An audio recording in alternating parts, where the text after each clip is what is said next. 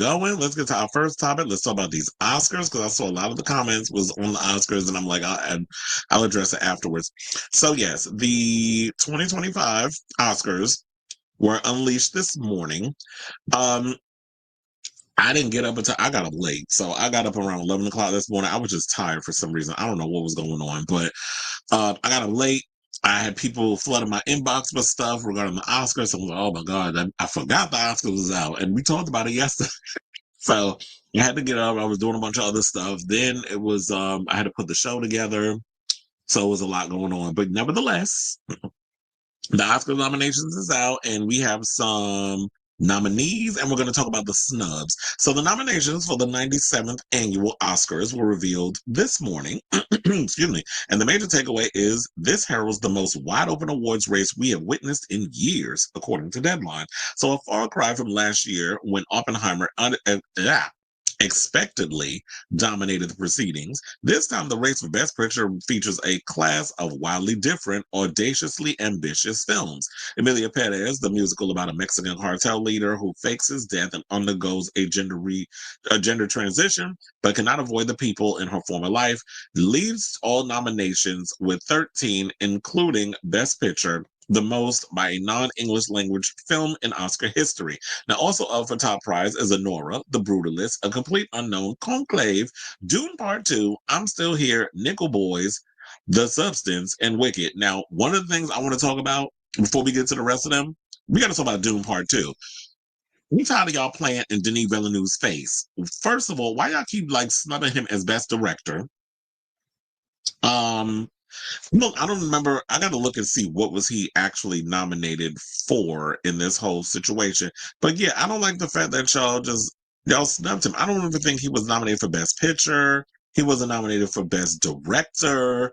Um, but and one of the people that said that they're actually going to quit acting because y'all keep playing in his face, Josh Brolin posted something where he was like, I'm gonna quit acting because y'all keep playing in that man's face. And I'm with him. Well, first of all, I don't want you to quit acting. I love Josh Brolin, but y'all need to stop playing in his face. Y'all will sit and lick Christopher Nolan's taint. He could make a 3-hour movie with water dripping in a fucking sink, and y'all will give him an Oscar nomination and a multitude of Oscar nominations, and he'll win them all. But Denis Villeneuve, y'all keep playing in his damn face, and y'all pissing me off. And I'm not. That's no shade towards Chris Nolan because I'm a Chris Nolan fan too. But the way y'all be treating Denis in a lot of the movies, and he's made a lot of great films. I can't, off the top of my head, think of one movie that was terrible that he ever made. But y'all keep playing in his face because we already know probably when the Odyssey come out next year, y'all gonna be up in there talking about 50 million damn Oscar nominations. So yeah, I wanted to just bring that up, go on my little Denis rant, justice for Denis rant. So now Wicked got 10 nominations, including for its star Cynthia Erivo and Ariana Grande, which I pretty much figured was going to happen. Tying in for second most overall with Brady Corbet's sweeping The Brutalist, which got nominations for Adrian Brody, Guy Pearce, and Corbett for directing. Now, I don't know how many people was able to sit through The Brutalist because they said that movie's almost 4 hours. Like, who has the time to sit through that long ass one? Now I want to see it, but I'll probably watch it when it comes out on streaming or whatever. Now, Conclave and A Complete Unknown drew 8 nominations each, while Palme d'Or winner Anora had 6, and the Wild Horror Tale The Substance drew 5, including Demi Moore's first nomination after she won the Golden Globe. The Substance's director Coralie Fargett was also nominated. Now, this is the shock for me because I'm actually surprised that the Oscar snobs actually nominated The Substance because it's a horror film. But I get that the angle that they're probably going to go for where they'll excuse it because, they'll find reasons to excuse things if they want to be a part of the situation. They'll still thumb their nose up in horror films. Justice for the Many Horror Girls, like Toni Collette in Hereditary or Lupita Nyong'o in A Quiet Place Part 2, my girl Keke Palmer in Nope. We got, so there's been so many girls over the years who have given us outstanding performances in horror films. Oh, and let's not forget Naomi Scott in Smile 2. The way y'all just played in our face and didn't even nominate her, and she ate that role. But I guess because it's with music, it's not about the industry and film and all other stuff. They probably wouldn't do that, or maybe it's just too on the nose with horror. But when you do the substance, which I absolutely love, by the way, this is no shade to the substance. It's just my overall the hypocrisy of the industry when they want to pick and choose what they want to nominate in the horror genre, or when they want to respect the horror genre, or they want to call it a thriller or something else, like they did with Silence of the Lambs. Silence of the Lambs is a horror damn movie, but they try to flip it where it's like, oh no, it's a psychological thriller. Like, no, it's not. Because if that's the case, you should have nominated Long Legs. Because some people saying that movie should have been nominated too, but then I've heard mixed reviews on Long Legs. I still haven't gotten around to seeing that yet. So yeah, I'm glad The Substance was nominated. I'm here for Demi Moore getting it, but I get it. It's because she was playing someone who was in the industry and she's being aged out for the younger, hotter version of what she was giving for decades. And that feeling of like, if you have the opportunity to have the younger part of yourself exist and do all the things you was able to do, but y'all just trade off, would you be able to do it? But then, of course, greed and all that other stuff sets in. So I get the overall theme of why it was nominated, and I'm hoping that Demi wins because that was such a good performance. And y'all already know I've been championing for The Substance since the movie actually came out, and then when it was like award season and everything was being announced, I was so team Demi in this. I'm like, they better nominate her for this movie. So then they also said of that lot, the directors of Frontrunners, Conclave, Edward Berger, and Wicked John 2 did not get nominated. So yeah, they overlooked the director of Wicked and they overlooked the director of Conclave. But here's the thing, Conclave was another movie that was pretty good. I saw it and I thoroughly enjoyed it. It's basically about a bunch of, priests who have to vote on the next pope. So if y'all have not seen that movie, definitely check it out because it's a lot of talking, but there's a lot of drama and stuff. So it's not like you're gonna see men of the cloth with guns and shooting and you're not gonna see that, but it's just like an intense drama. So now beyond The Substance, perhaps the biggest surprise was nominated for Jeremy Strong and Sebastian Stan for the Ali Abbasi directed The Apprentice. So yeah, while we got Lord Voldemort in office destroying the country in less than a damn week, start wars with Mexico and basically declaring war on them and calling drug cartels in Mexico terrorists so that way you get permission to drop bombs on Mexicans. Yeah, that's coming. I'm surprised the movie got not this movie got even was in the zeitgeist or in the circles of Hollywood that they're even acknowledging it. So they said while their work was universally lauded, Strong and Stan seem marginalized by all of the struggles the makers of The Apprentice had with cease and desist threats from Lord Voldemort, who reviled, his coming of age story when the young wannabe real estate mogul was taken under the wing of polarizing lawyer Roy Cohn, yeah, that homosexual, in the 70s. Now, past Oscar winners Nicole Kidman, Baby Girl, Angelina Jolie, Maria, and Jamie Lee Curtis, The Last Showgirl, found themselves on the outside looking in this morning, as did Gladiator 2's Denzel Washington, who was told by our outgoing president Joe Biden that he was a shoo-in for another Oscar when presented with the Presidential Medal of Freedom. Well, from what I haven't seen Gladiator 2 yet, I know it's on Paramount Plus, but from what I heard, it was like you wasn't really given enough to even be getting the Oscar nomination. So I probably wouldn't even agree. But then again, Joe Biden got that good old dementia allegedly, so I'm not listening to him talking about he a damn shoe-in. Oh Lord, don't even get me started on some of his policies that irritated my spirit. Just stick to the rivers and the lakes that you used to being, a bitch for Israel. Just keep doing that. But then oh no, you ain't gonna do that anymore because you're not the president. So we're gonna let the new one do it.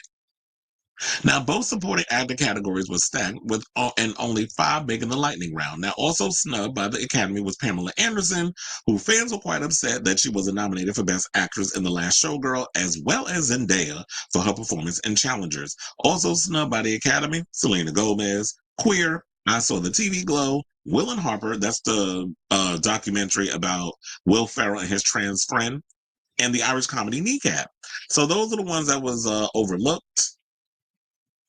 And then they said the noms come at an apex of another Wild Movie Award season and began in earnest as far as back as May when movies like eventual showrunners Emilia Perez, Honora, and The Substance made their splashy debuts at Cannes, blah, blah, blah, so on and so forth. So I'm not really mad about this. I would have liked to have seen, and I will say this, I would have liked to have seen Pamela Anderson get a nomination. I mean, I'm glad that she's been circulating in a lot of the elite circles, that the Golden Globes acknowledge her, that she's been getting all these looks everywhere else. Hopefully she gets I don't remember, did the SAG Award nominations come out? I think they did.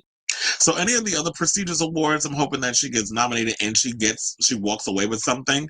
But I'm glad people are talking about her, and now she's kind of being taken seriously, and she can start playing in a lot of these big elite circles in regards of like people taking her seriously as an actor. So I'm glad that she's getting it. And you know what? Even though Quiet as it's kept, I love you, Jamie Lee Curtis. But Angela Bassett should have got that Oscar. I just don't feel like the part you did everything everywhere all at once triumphed what Angela Bassett gave in Black Panther. So you got your Oscar. It was cute. Enjoy that one. But you wasn't gonna get it, even though some people said that she ate her role in the last Showgirl. So maybe that's what it is. Maybe the fact of the matter is that you know what? Sometimes a lot of times the Oscars don't get it right. If you want to be honest,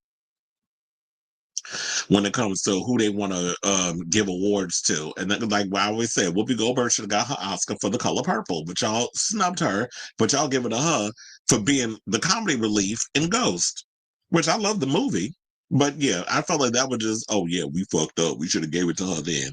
But anyway, so let's get through the some of the nominations. We can wrap this up. So Oscar nominations: Best Picture, Honora, and shout out to Mikey Madison because they said we got two screamed to Ghostface actually that were nominated for an Oscar. Her and Laurie Metcalf were nominated for Oscars this year, I believe. So yeah, we have Honora, which is from Neon, The Brutalist, A24, A Complete Unknown from Searchlight, Conclave Focus Features, Dune Part 2, Warner Brothers, Emilia Perez, Netflix, I'm Still Here, Sony Pictures Classics, Nickel Boys, Orion Pictures, Amazon, MGM Studios, The Substance, which is from Mubi, and Wicked from Universal. Now, actor in a leading role, Adrian Brody in The Brutalist, Timothy Chalamet in A Complete Unknown, Coleman Domingo, shout out to a fella homosexual for getting a nomination. I don't think he's going to win. I would like to see him win, but I'm glad that he's being nominated. So Coleman Domingo in Sing Sing, Ray Fiennes in Conclave, Sebastian Stan in The Apprentice. The actress in the leading role, Cynthia Erivo in Wicked, Carla Sofia Gascon in Emilia Perez, Mikey Madison in Honora, Demi Moore in The Substance, and Fernanda Torres in I'm Still Here. Well, I don't know. It's going to be a tough one because I like all the actresses in here. But if I really wanted somebody to win, no shade, I wanted to go to Demi because she's an icon in the industry. And they already know like that would be the big moment. I mean, I would love Carla to get it because that would be history in the making, and we could own the conservatives and also our nose up at the uppity, LGBTs with their little groups that are upset with their little pitchforks that she wasn't nominated. So I would like her to get it on that. But now they have actor in a supporting role, Yura Borisov in Honora, sorry, Kieran Culkin in A Real Pain, which I gotta see that movie too, because that's on, I think that they just dropped it on Hulu. That's a movie that damn, what is it? What is his name? The one that played Lex Luthor in Man of Steel. And he also played Mark Zuckerberg. So he directed it, A Real Pain. So Edward Norton in A Complete Unknown. I forgot he was in that. He plays Bob Dylan's father. Guy Pearce in The Brutalist and Jeremy Strong in The Apprentice. Then we have actress in a supporting role. Monica Barbaro in A Complete Unknown, Ariana Grande in Wicked, Felicity Jones in The Brutalist, Isabella Rossellini in Conclave, and Zoe Saldana in Emilia Perez. Now, from what I heard, they were like, this was going to be a hard one for them. And this is why I thought that they weren't going to really nominate Ariana and Cynthia because it's weird. From what I heard, they said, like, I haven't seen the movies. So I don't know how long they're on the screen together. But from what I was hearing, was like, Ariana has more screen time than Cynthia Erivo. So how is it that she's a supporting actress in that category? But whatever, that's what y'all know. From what I hear, in part two, Cynthia Erivo has more of a prominent role. So that's just bizarre, but whatever. How y'all decide to do the nomination, that's how y'all decide to do it. Now, directing, it goes Honora, Sean Baker, The Brutalist, Brady Corbett, A Complete Unknown, James Mangold, Emilia Perez, Jacques Audiard, and The Substance, Coralie Fargett. Writing, A Complete Unknown, Conclave, Emilia Perez, Nickel Boys, Sing Sing, and those are your nominees. So we're not going to go through all of these because we will be here all day and I don't want to bore y'all to death. So yeah, that is what we have so far in regards of your Oscar nominations. So I ask you, are you excited for who we have listed as nominations? Who would you have liked to have seen that nominated that was snubbed? From what I was hearing, I was like, I was completely shocked that they snubbed Queer. Um, and then I saw an article, I think it was on Variety, where they were asking, does Hollywood have a sex problem? Because a lot of the movies, particularly the one that Nicole Kidman is in, and Challengers, and Queer, which deals with sexuality in different manifestations and forms, were snubbed. So they were asking, does Hollywood have a sex problem? But we have these conversations. Well, I've had these conversations in private, where I don't know, is it a Gen Z situation? But I don't. They're not the ones that's voting. It's the Academy. So is Hollywood trying to shy away from sex? Like you're making movies when you're including it in it, but when it comes down to award season, are y'all kind of shying away from those things because of the overall how people are perceiving? I mean, we're human, don't we all fuck? So I mean, those of us who was of age should be, not you underage ones. Y'all need to wait till y'all of age to start, opening your legs to whoever you want to open your legs to. So let me know what you guys think of this story in the comments down below.